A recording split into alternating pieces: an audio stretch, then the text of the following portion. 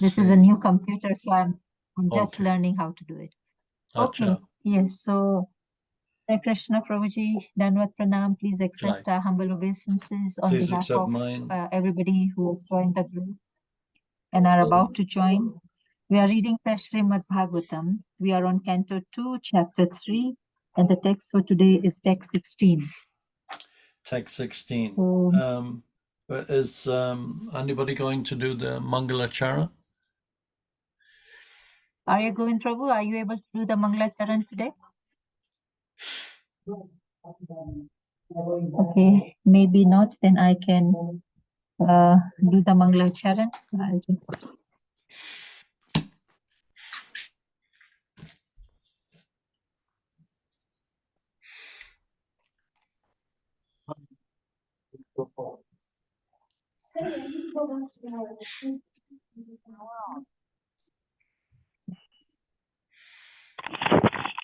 Everybody, thank you for joining in. We will start with the Mangala Charan.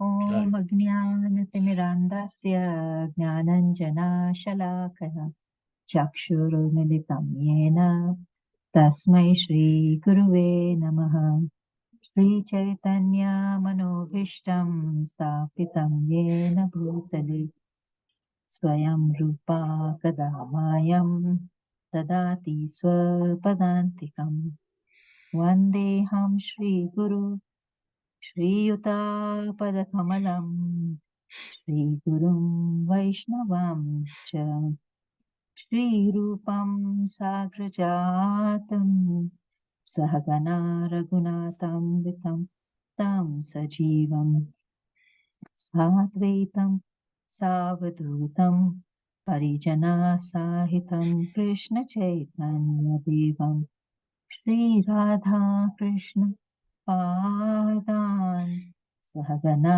Lalita Shri Vishaka Namsya He Krishna Karuna Sindhu Dinabandhu Jagatpate Gopesha Gopika Kanta Radha Kanta Namaste Tapta Kanchana Gaurangi Radhe Vrindavaneshwari Vrishabhanu Sute Devi Pranamami Hari Vanchakalpatarubhyascha Kripa Sindhu Bhaivacha Patitanam Pavanebhyo Vaishnaveभ्यो Namo Namaः. Shri Krishna Chaitanya Prabhu Nityananda Shri Advaita Gadadhara Srivasadi Gaura Bhakta Vrita Hare Krishna Hare Hare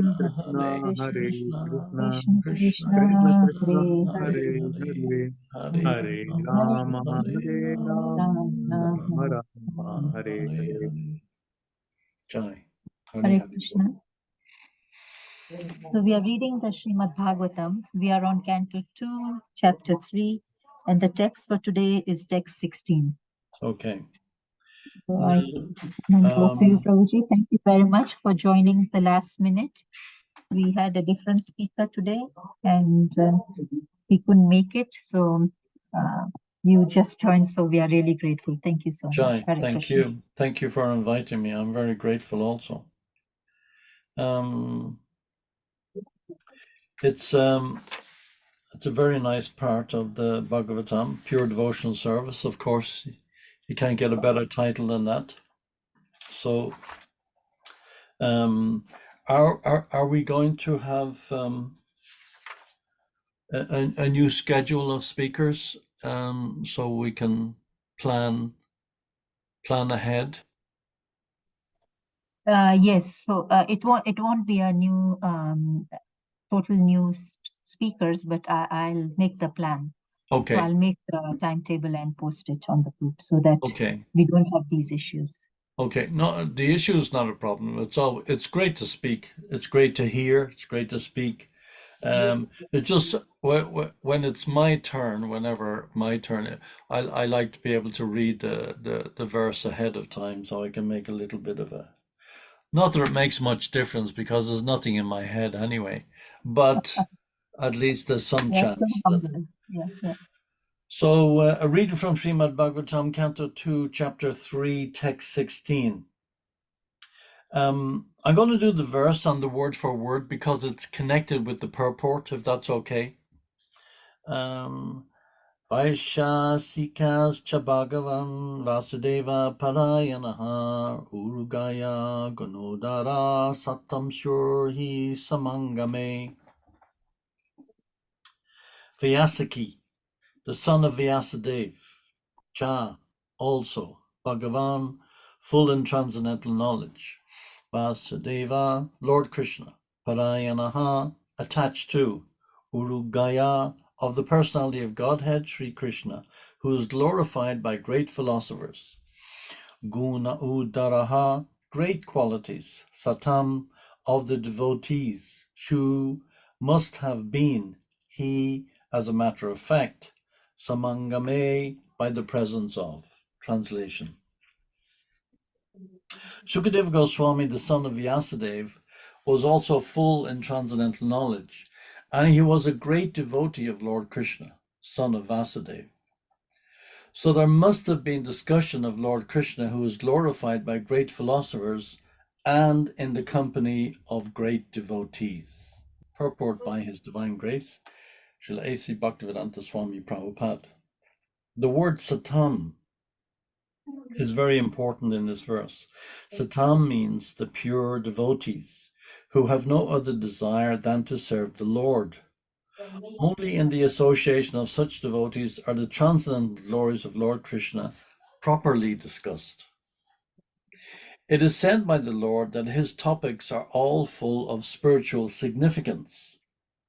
And once one properly hears about him in association of the Satam, certainly one senses the great potency and so automatically attains to the devotional stage of life. As already described, Maharaj Parikshit was a great devotee of the Lord from his very birth, and so was Shukadeva Goswami. Both of them were on the same level. Although it appeared that Maharaj Parikshit was a great king, accustomed to royal facilities, whereas Shukadeva Goswami was a typical renouncer of the world, so much so that he did not even put a cloth on his body. Superficially, Maharaj Parikshit and Shukadeva Goswami might seem to be opposites, but basically they were both unalloyed, pure devotees of the Lord. When such devotees are assembled together, there can be no topic save discussions of the glories of the Lord or Bhakti Yoga. In Bhagavad Gita also, when there were talks between the Lord and his devotee Arjuna, there could not be any topic other than Bhakti Yoga. However, the mundane scholars may speculate on it in their own ways. The use of the word cha after Vyasaki suggests, according to Srila Jiva Goswami, that both Sukadeva Goswami and Maharaj Parikshit were of the same category, settled long before. Although one was playing the part of the master and the other the disciple, since Lord Krishna is the center of the topics, the word Vasudev Parayanaha, or devotee of Vasudev, suggests devotee of Lord Krishna, the common aim. Although there were many others who assembled at the place where Maharaj Parikshit was fasting, the natural conclusion is that there was no topic other than the glorification of Lord Krishna, because the principal speaker was Shukadeva Goswami and the chief audience was Maharaj Parikshit. So Srimad Bhagavatam, as it was spoken and heard by two principal devotees of the Lord, is only for the glorification of the Supreme Lord, the personality of Godhead, Sri Krishna. Om Jnana Timirandasya Ganangana Shalakaya Chakshur Unmilitam Jena Tasmai Shri Gurave Namaha. So it's very interesting here how Prabhupada is describing. I mean, we already know from elsewhere, from other purports of Srila Prabhupada, Shukadeva Goswami and Maharaj Parikshit are on the same level. They're both bhaktas. They're both pure devotees of the Lord, pure devotees of the Supreme Personality of Godhead, completely and totally unalloyed. Unalloyed in the sense that there's no mixture of any other kind of yoga. It's pure bhakti. Something just popped up into my head when I was doing the interviews for the Leela Amrita in the US in the 80s. One group of devotees, they told me that Prabhupada was on a morning walk in Pittsburgh in Pennsylvania. And on the morning walk, they crossed over this bridge over the river. I think it was the Ohio River, one big river in America. Anyway, it's a huge bridge. And in the middle of the bridge, there was a plaque saying that when the bridge was opened. And on the plaque, it was written, unalloyed steel. And of course, Prabhupada being Prabhupada, he immediately, everything, no matter what it is, Prabhupada brings it back to Krishna. Everything. Prabhupada said, this is exactly what we want. Unalloyed devotion to the Supreme Personality of Godhead. No matter what the situation was, there's so many morning walks, room conversations, and different offhand conversations like that with Srila Prabhupada and his disciples or guests. In many cases, the devotees would invite guests to come and meet with Prabhupada, different professors, different universities. And so professors of Indology, psychology, and so on and so forth. And Prabhupada would always bring the conversation, no matter what the specialist subject of the professor was that Prabhupada met with. He would always come back to bhakti. He would always come back to Krishna. It would always come back to the ultimate goal, because Prabhupada's consciousness was actually Krishna consciousness. There was nothing else. There was no, Prabhupada wasn't even a part of this world. Prabhupada was a completely different person. He was, as Srila Prabhupada said about his own spiritual master, Srila Bhaktisiddhanta Maharaj, Srila Prabhupada said he was a Vaikuntha man. And Srila Prabhupada was exactly the same, a Vaikuntha man. There was not a tinge.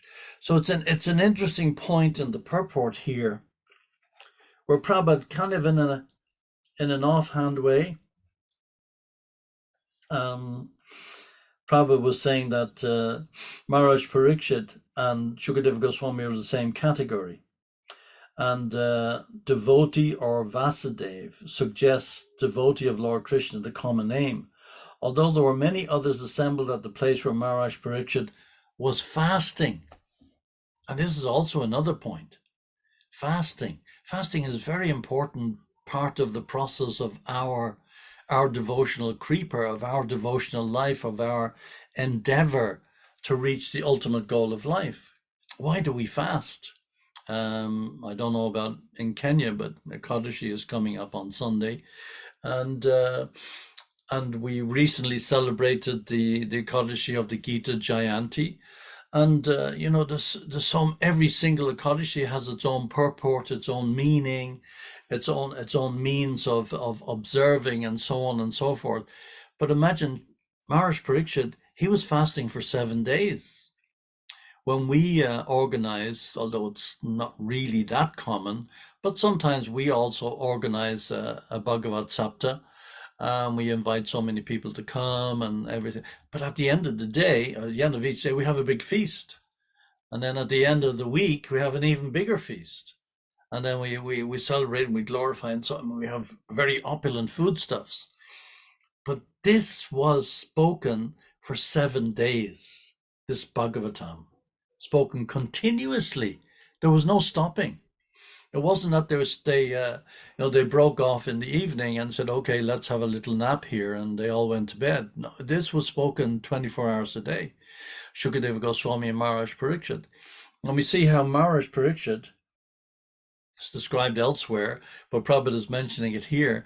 He was the king. He was used to great opulence, like Maharaj Pratra Parudra. In Lord Chaitanya's Leela, he was also used to great opulence. So was Ramananda Roy. And some of the devotees in the Leela of Mahaprabhu, they were shocked. at the degree of opulence that Ramananda Roy was observing in his life, in his personal life, they were just like, and the devotees wouldn't even allow Maharaj Pratarparudra to come before Lord Chaitanya because he was a sannyasi, and he had to go in disguise.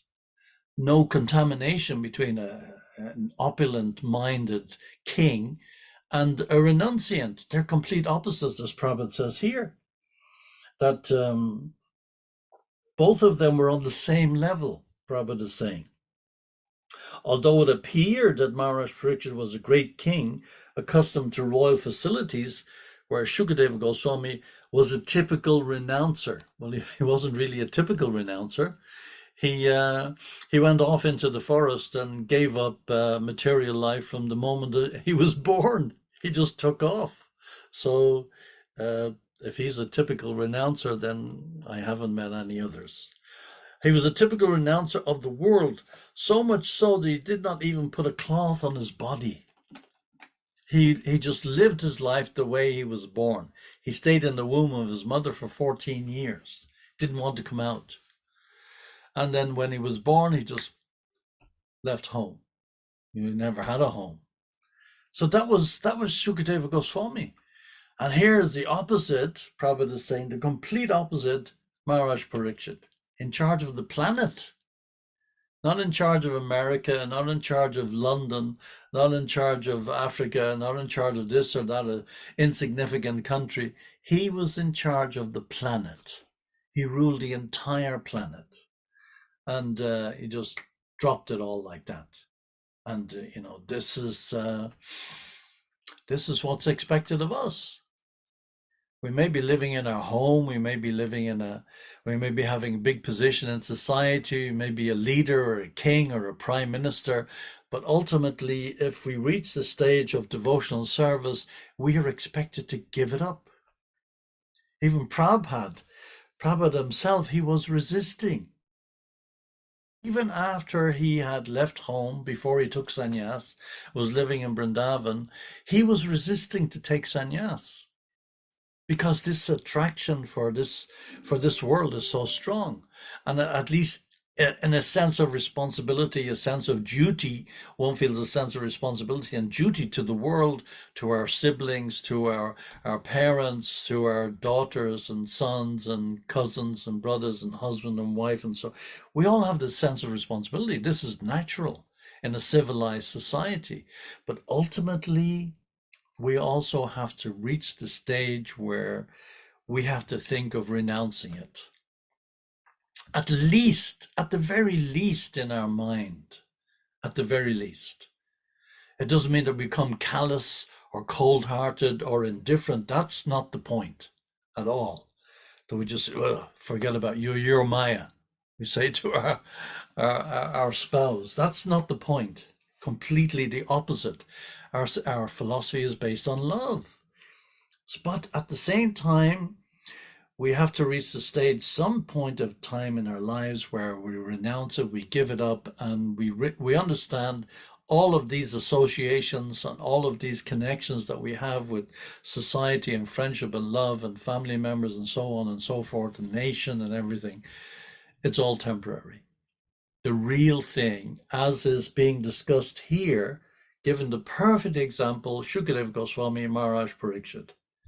You couldn't say it's an example in our lives. We're not a king, and we're not renunciants. But at the same time, the example is there that ultimately it's all temporary, and ultimately it has to be renounced.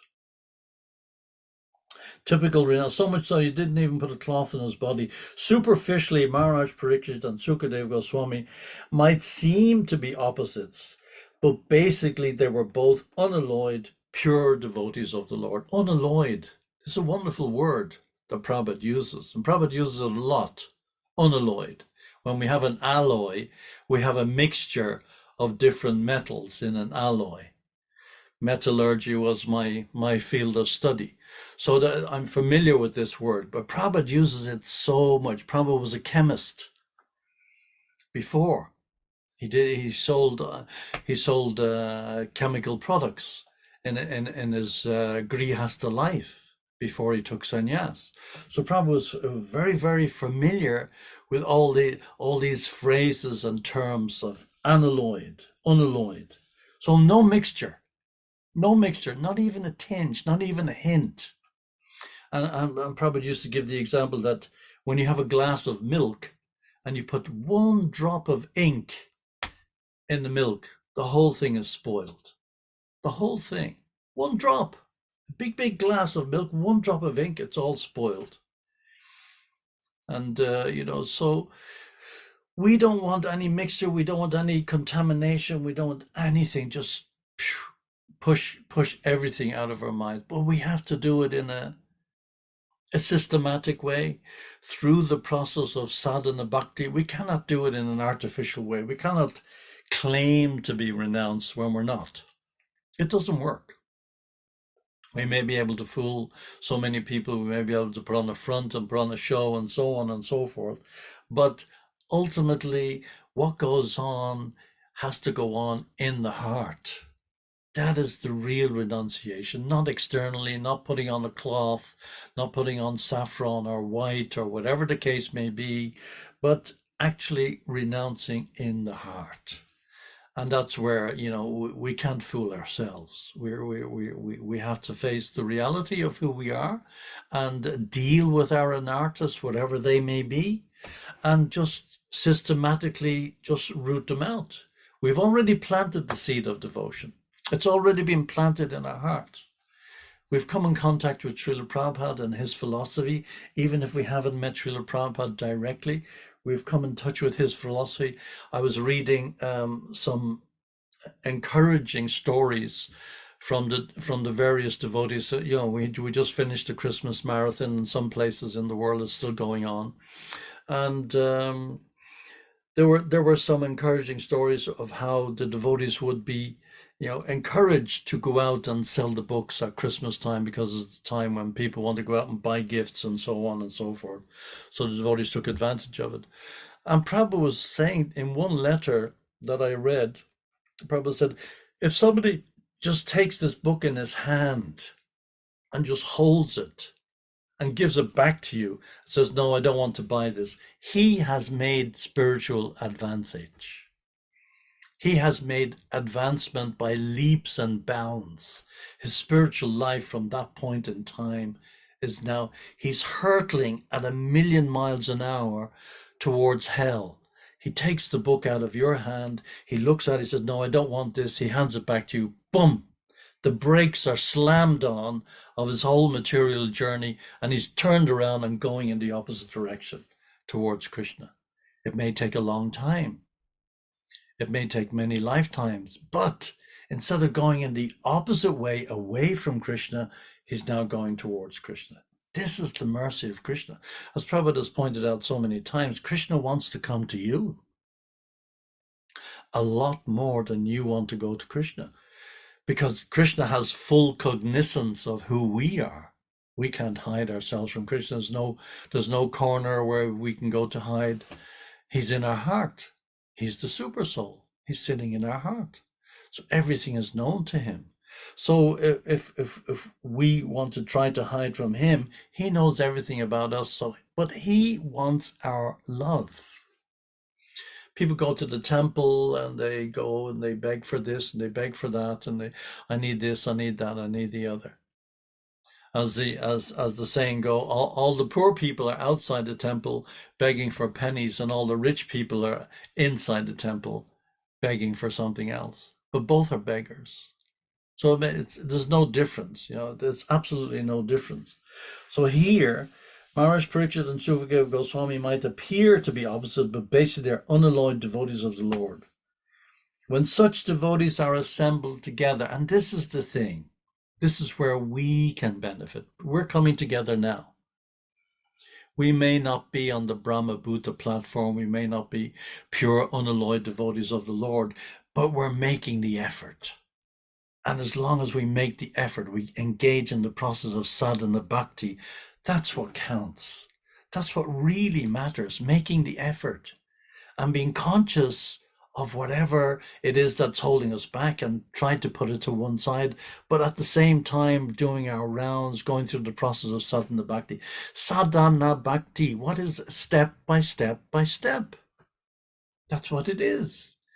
It's a process of sadhana, step by step. So we can't be, the cow jumped over the moon, and the dish ran away with the spoon. We can't be expecting to jump over the moon. It's not possible. So we shouldn't be, beating ourselves over the head with a stick. Say, oh, I'm not pure. I've so many anarthas. I have to deal with this. That's fine, but at least we should be aware of them. Be conscious of whatever it is that's holding us back, and then through association, when such devotees are assembled together, there can be no topic save discussions of the glories of the Lord or bhakti yoga. No topics. So when we come together like this, as we do every day, it's maybe only an hour a day, but it's every day of the year. So that's at least, 360 days in the year when we come together and we discuss these topics of Krishna. That's a lot. We add it up. And then if we have the opportunity, we live nearby a temple, we go to a temple, we take darshan, we do our japa. Our japa will take an hour and a half or 2 hours a day, so that's 3 hours a day is dedicated to Krishna. And then we do our little bit of puja that may take another hour or whatever the case. So slowly, we're getting in, and we listen to a lecture of Prabhupada. We read his books, and it gradually, it just gets us into that mood. So then it becomes an automatic thing. As Prabhupada says elsewhere, in the Bhagavad Gita also, when there were talks between the Lord and his devotee Arjuna, there could not be any topic other than bhakti yoga, however mundane scholars may speculate on it in their own ways. So we don't want to be part of this group that Prabhupada criticizes so often.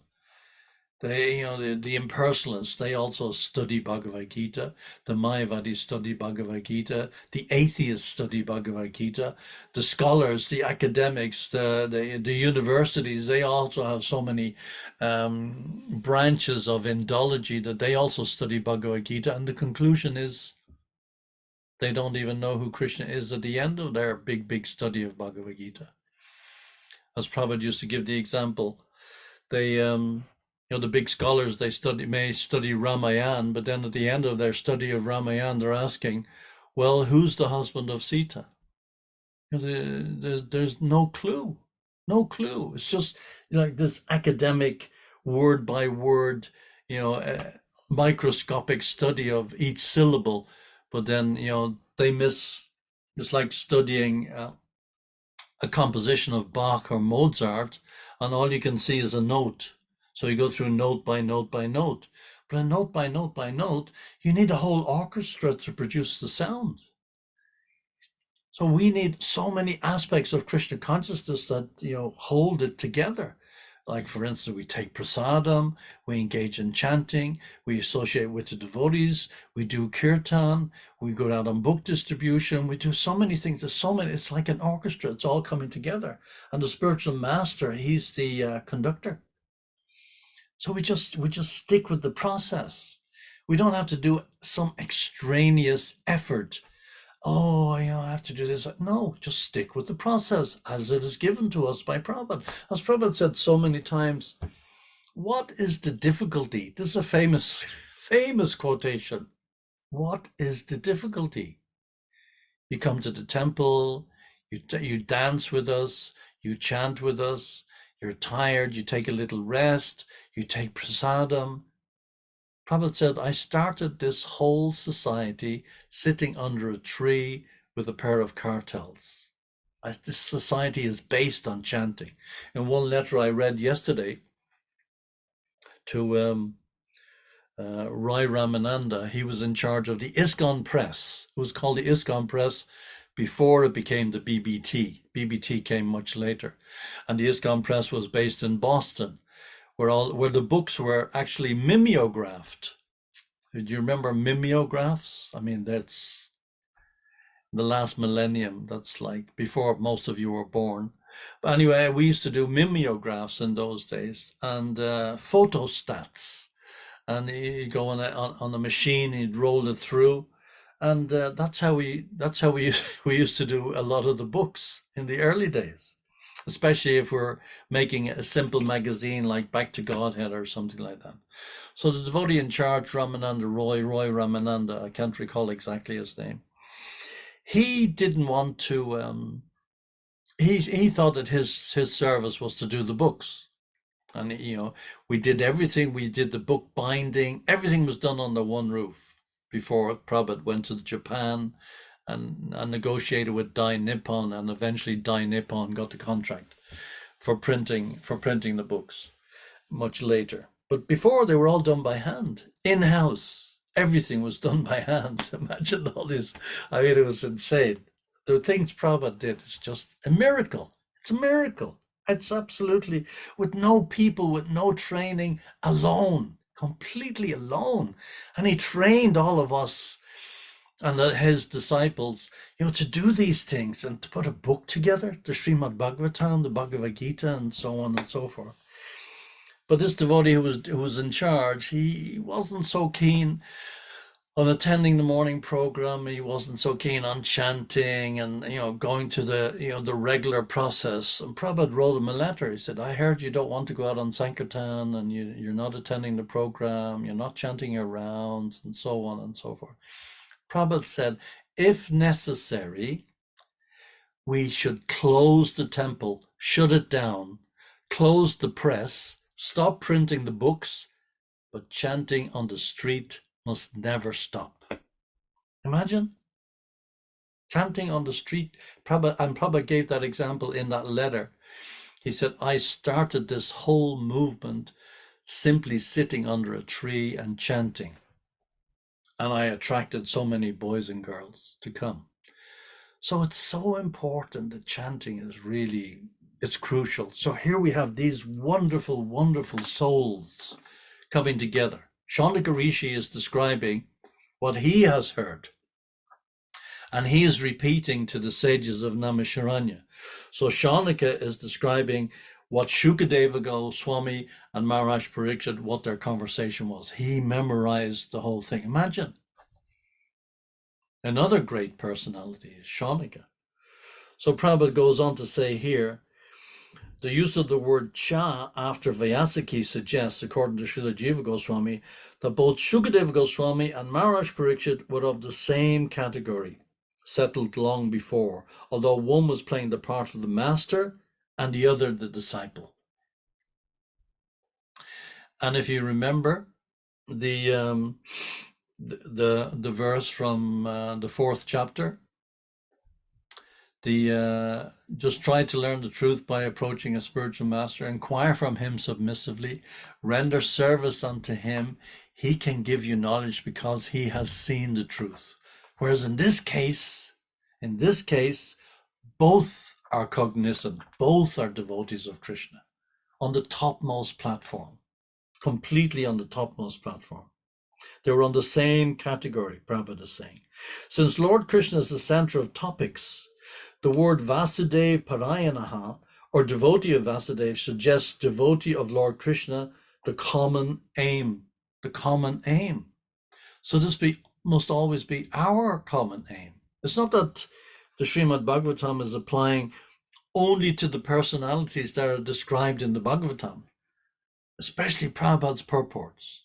Without Prabhupada's purports, there's nothing. There's nothing.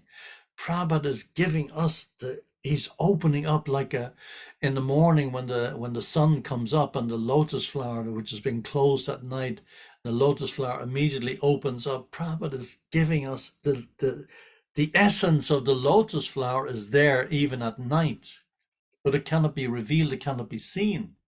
So the essence of the Bhagavatam, it is there without Srila Prabhupada's purports, but Prabhupada's purports allow everything to open up, and then it's clear as day. And we are getting the benefit from this. We are all getting the benefit from this, from Prabhupada's connection with the spiritual world. Tattva Darshan, because he has seen the truth. He has seen the tattva. And what is the truth? That is the Supreme Personality of Godhead. He's conscious of Krishna at every moment in time. So when we are diving into Prabhupada's purports, we also become conscious of Krishna. Even for that moment in time, for that small little degree of realization, whatever it might be, that comes to us by reading the purport. If we never picked up a book and we never read the purport, then look at what we're missing out on. We're missing out on so much. Although there were many others who assembled at the place where Maharaj Parikshit was fasting, the natural conclusion is, and this is interesting, and Prabhupada always uses this expression, the natural conclusion. See, it's not artificial. Every word in Prabhupada's purport has a meaning. And if we follow through, even if it's not our language, because it's coming from the spiritual world, because this is dictated by Krishna, if English is not our language, and I can understand that it can be an obstacle when you don't have English as your, it's not my language. I learned English when I really began to learn English when I was a teenager. It's not my mother tongue. But eventually, when we pick it up and we get into it and get into the mood of Prabhupada, and the way Prabhupada is writing and the way he is revealing Krishna to us in every single purport, then we become immersed in that. And when we become immersed in that, before you know it, even in spite of ourselves, we become Krishna conscious. Wow, what happened there? Where did that come from? This is what we want. We want it, it's natural. The natural conclusion Prabhupada is saying here is that there was no topic other than the glorification of Lord Krishna, because the principal speaker was Shukadeva Goswami and the chief audience was Maharaj Parikshit.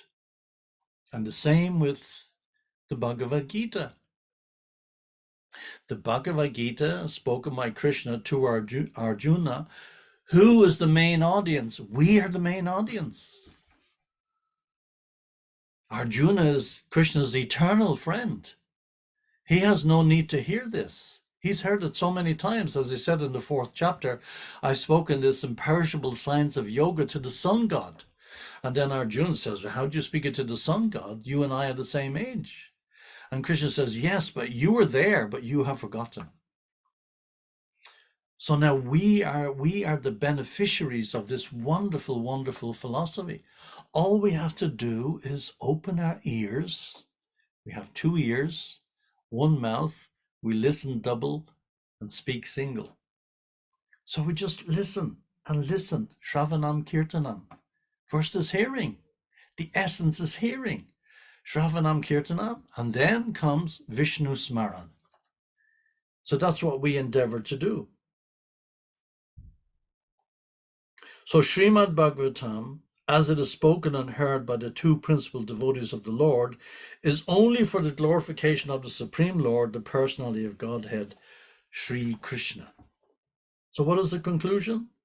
The Srimad Bhagavatam, as it was spoken and heard by the 2 principal devotees of the Lord, is only for the glorification of the Supreme Lord, the personality of Godhead, Sri Krishna.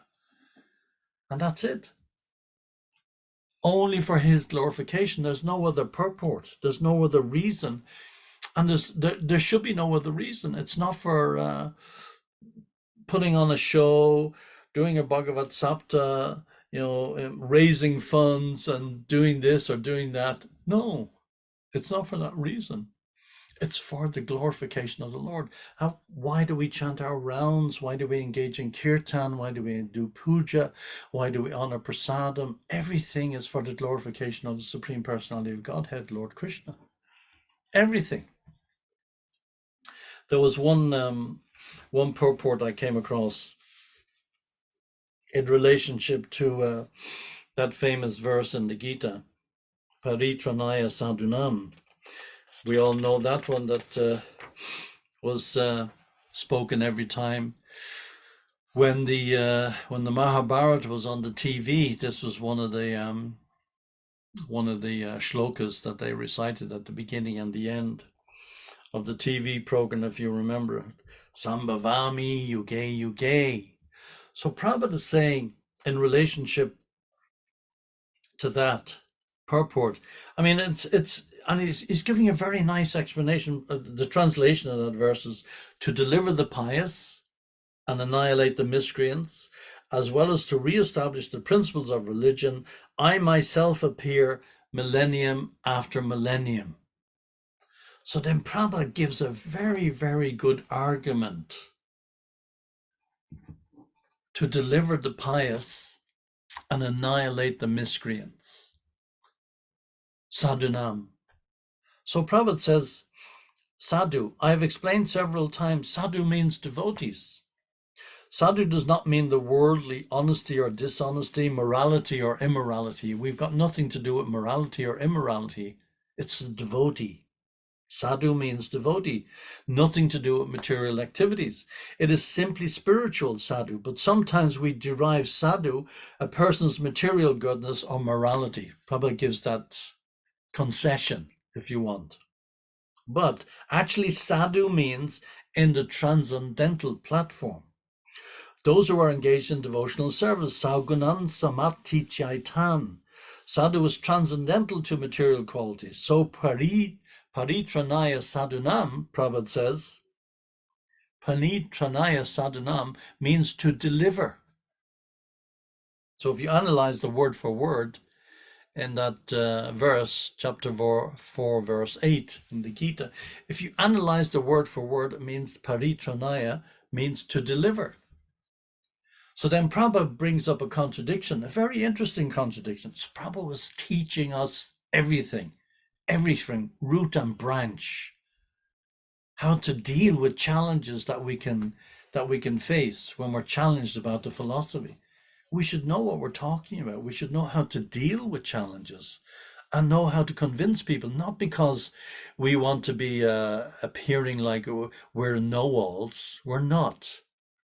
But if somebody's giving us a challenge, they're giving us the challenge for what reason? They want to know if they're sincere, not challenging just for the sake of it. They really want to know. And if we can give the right answer, we can turn that person away from the material consciousness and bring them back to Krishna, or help to turn them towards Krishna. So Prabhupada was training us to do this, not because we want to become puffed up because we know one or two shlokas, or we can give an argument about this. No, that's not the point. That's never the point. Trinada pisu nichina tarora pisa hishnuna manina manidena katanya sadahari. That's the point. That is the ultimate point. Chanting in a humble state of mind. In such a state of mind, one can chant the holy names of the Lord constantly. This is our goal. This is our objective. Not all the other stuff is just superfluous. So Prabhupada goes on to say, if sadhu is already delivered, as he is, he's already delivered, Prabhupada is saying, he's on the transcendental platform. Where is the necessity of delivering him? Krishna is saying here in this verse,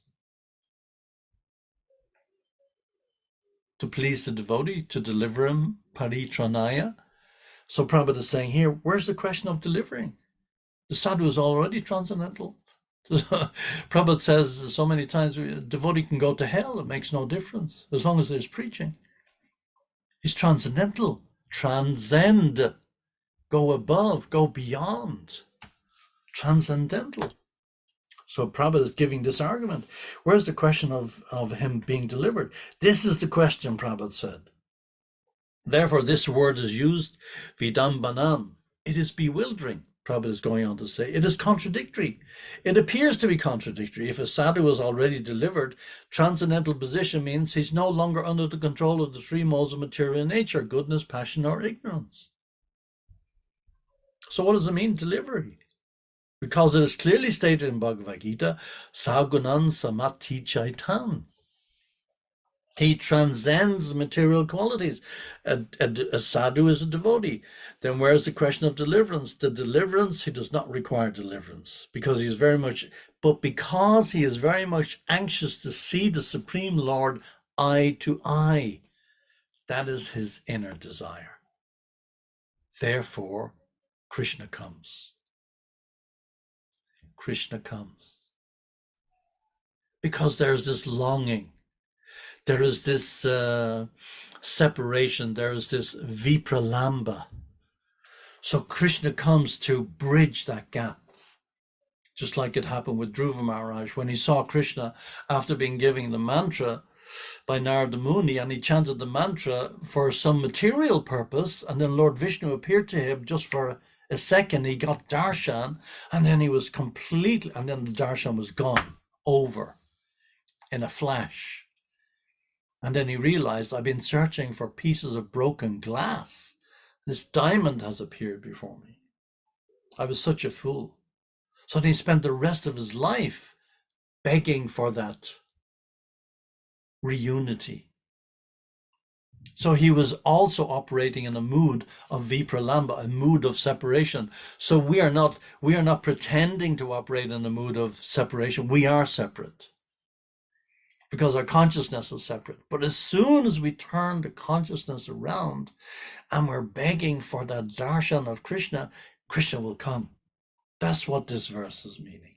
Krishna will come and he will give it. And Prabhupada is saying it here very clearly. Where's the question of deliverance? But the sadhu, he's very much anxious to see the Supreme Lord eye to eye. So it's not like a fallacy. It's not like something nebulous or pie in the sky. Oh yes, you go back to the spiritual world and it's all like airy fairy. No, eye to eye. Krishna's a person. I'm a person. I have a relationship with Krishna, and that connection is guaranteed. Guaranteed if we follow. That is his inner desire, therefore Krishna comes. Not for deliverance, Prabhupada is saying. He's already delivered from the material clutches, but to satisfy him, Krishna is always, just like a devotee wants to satisfy the Lord in all respects. Similarly, more than the devotee, the Lord wants to satisfy the devotee. Just imagine. Krishna wants to satisfy us more than we want to satisfy him. It's inconceivable. This is God. This is Bhagavan, the Supreme Personality of Godhead. He is begging us for our love. And Prabhupada is giving us the opportunity to relink. Yoga means to link with that love, unlimitedly, forever, eternally, without cessation. Use whatever phrase we want. This is it. This is what we're after. This is the real deal. And if we go for that, we'll get it. But the desire has to be there within the heart, and it has to be real. It cannot be artificial. It has to be solid. This is the exchange of loving affairs, Prabhupada is saying. Just like in your ordinary dealings, if you love somebody, you want to satisfy him or her. Similarly, she also wants to satisfy or reciprocate with you. So if that reciprocation of loving affairs is there in the material world, how much it is greatly elevated in the spiritual world. So is that verse, there is that verse Prabhupada is quoting, Sadhu is my heart, and I am also the sadhu's heart. The sadhu is always thinking of Krishna, and Krishna is always thinking of his devotee, sadhu. So this is what we want. And it just comes completely and totally naturally to us. Completely naturally. So all we have to do is follow the process. We just have to simply follow the process. And stick with it. Just stick with it. As Prabhupada has given the example so many times, when for the son to inherit the wealth of the father, the only thing he has to do is stay alive. And what is our life? What does it mean staying alive for us? I mean, it means engaging in the process of sadhana bhakti and sticking with the process and going for it and desiring it and crying out. As Srila Bhaktivinoda Thakur says, when, oh when will that day be mine? My offenses ceasing, taste for the name increasing.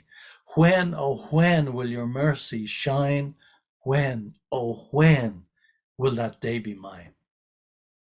When Srila Gaur Govinda Maharaj used to come to Kenya, he came to Kisumu quite a few times.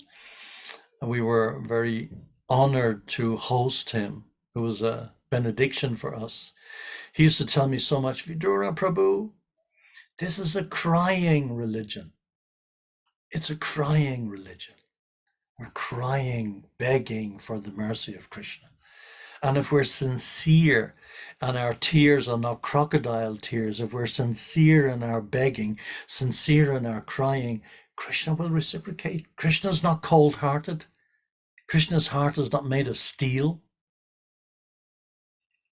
Krishna is running towards us 1,000,000 miles an hour when we're turning our backs on him. He's opening with arms. Please, please, please come to me. I need your love.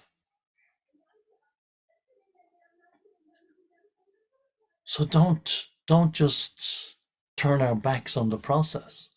We've got to stick with the process. We've got to dive in. This is our chance. Padam padam yadvi padam natesham. Now more than ever, this is a fact. The world is completely a mess. Danger at every step. Now's the time. It's always the time, but now more than ever. Just stick with the process and everything, literally everything just falls into place. That's all we have to do is just stick with the process. Just go for it. Don't be afraid. Just you throw your hands in the air in the war, you just surrender. Okay, I give up. So we surrender. Material energy has just beaten and battered me for so many lifetimes. I've had enough now. I just give up. Chant Hare Krishna and be happy. Any questions or comments? Thank you very much. Hare Krishna. All glories to Srila Prabhupada. I believe Kirtika Mataji had to bow out. She got some guests, and Hari Govinda Prabhu is the host. Haribol. Thank you. Thank you, Prabhuji, so much for the wonderful session. I open up this session for question and answers. Hare Krishna. Jai. Haribol. The verse again, if I may. Shukadeva Goswami, the son of Vyasadeva, was also full in transcendental knowledge, was a great devotee of Lord Krishna, son of Vyasadeva. So there must have been discussion of Lord Krishna, who was glorified by great philosophers and in the company of great devotees, just like we are here. We are in the company of great devotees. So we must not forget that. We should also glorify each other. This is rare. This is very rare, Samahatma Sudurlabha, that we come together like this, that we have this opportunity, that we've taken and used our intelligence for once. In so many lifetimes, we've used our intelligence. Okay, I've had enough. Let me join with the devotees in the assembly of devotees.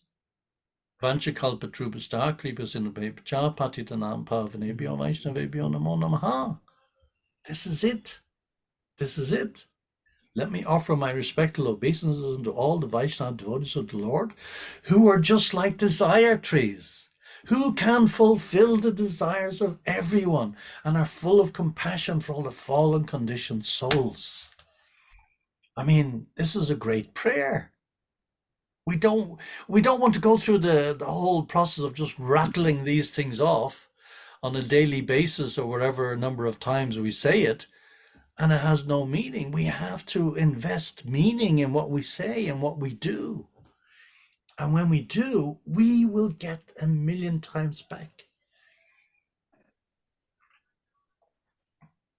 Hare Krishna, Prabhuji. Hare Krishna, Jai. everyone.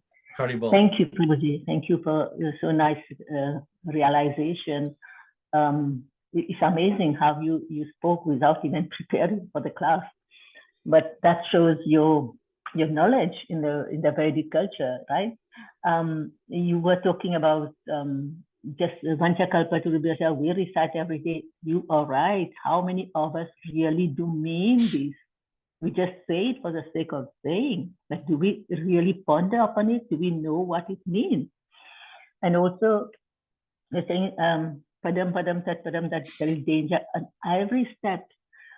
For for Gita Jayanti on the 30th of December at the manor or the temple. Keshav Swami, he was talking about the midnight doom clock, something like that. The clock, and he was telling that clock was usually it was like 9 minutes to midnight. Every year, the scientists will move the needles closer to midnight so that on the doomsday, that something like that was explaining.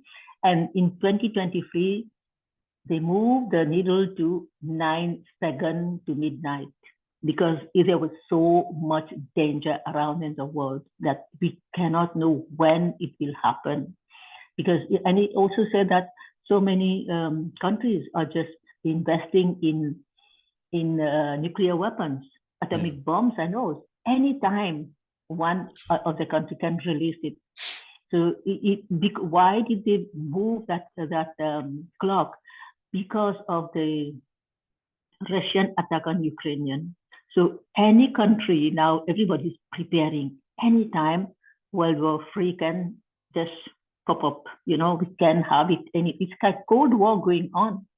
But if now we don't realize what is happening, we still have our desires.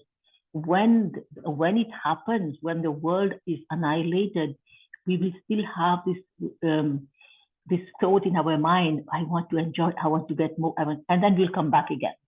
Yes. So as devotees, as we have assembled here for this 1 hour or so, we don't have any of those thoughts in our mind.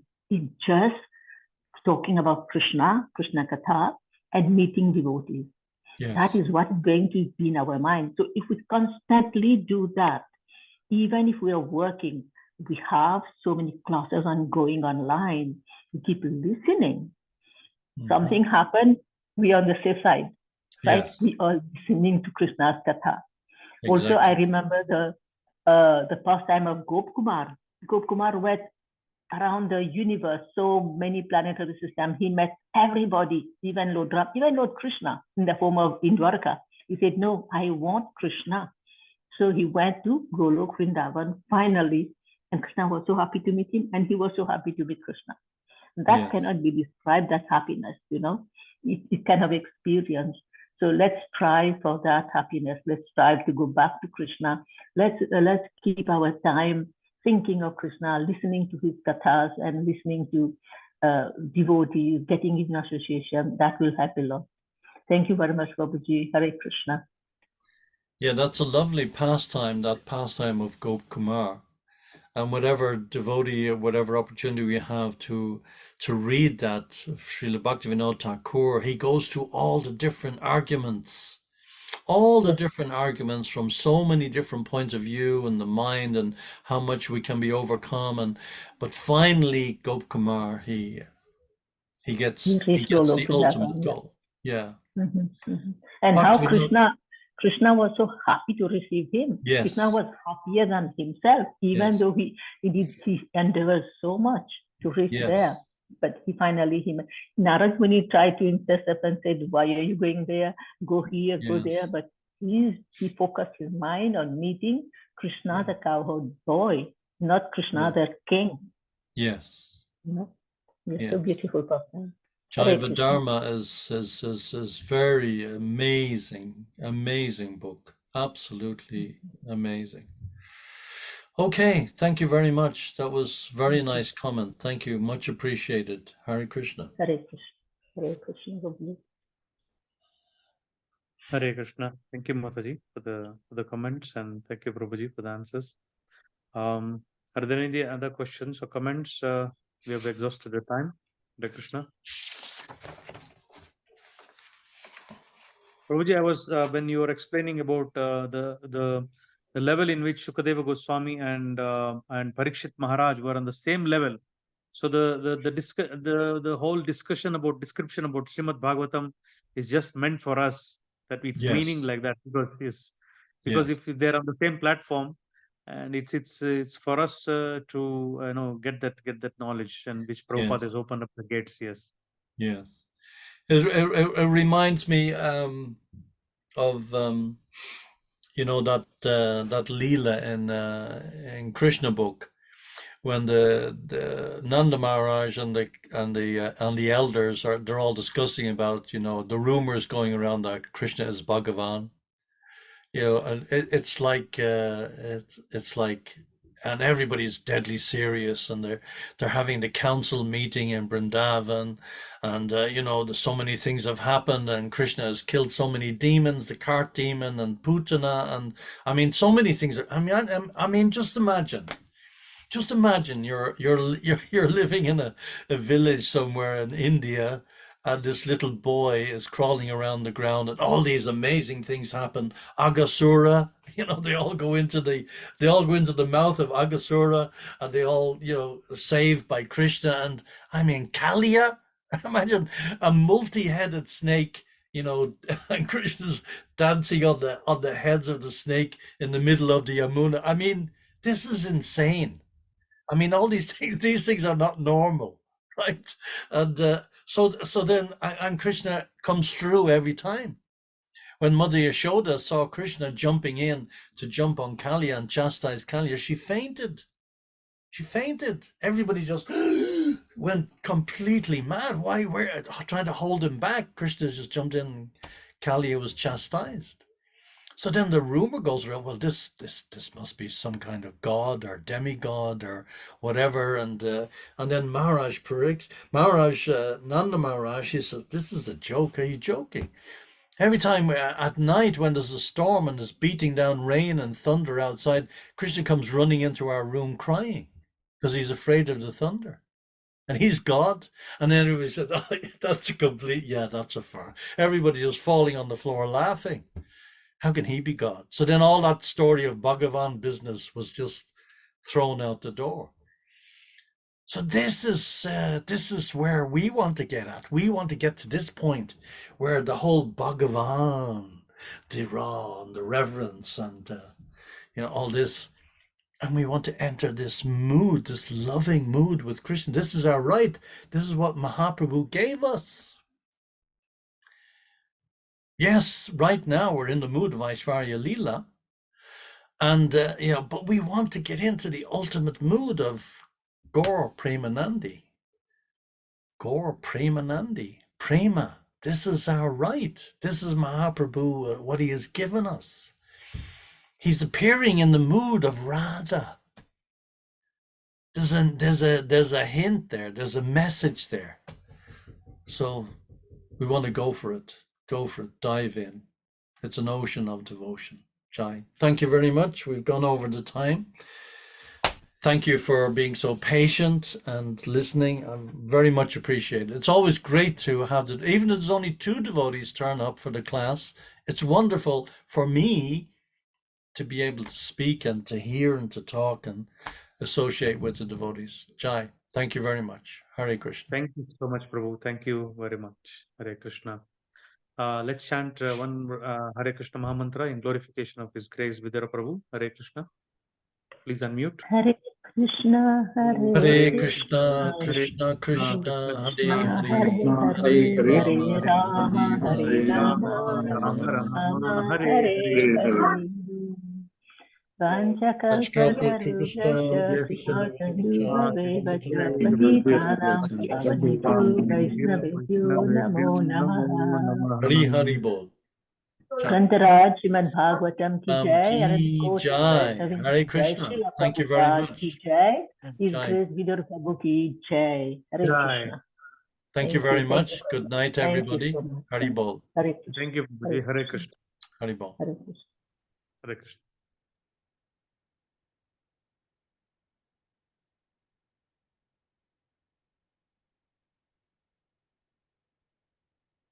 Hare Krishna. Ending the session.